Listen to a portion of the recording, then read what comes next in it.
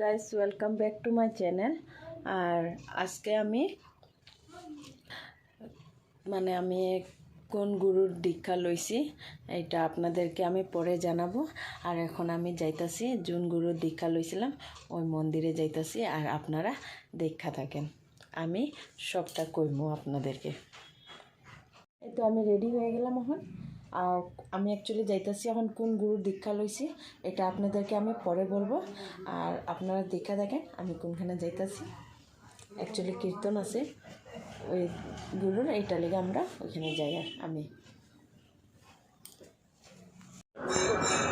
এই তো আমরা আয়ে গেলাম মন্দিরে, এখন কীর্তন হইতাছে।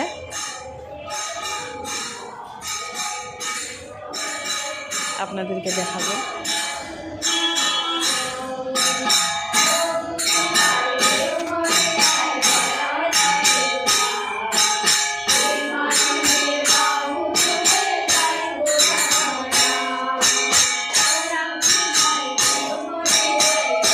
চলে আসলাম, আর চলে এসে আমরা এখন সন্ধ্যাবাতি দিলাম।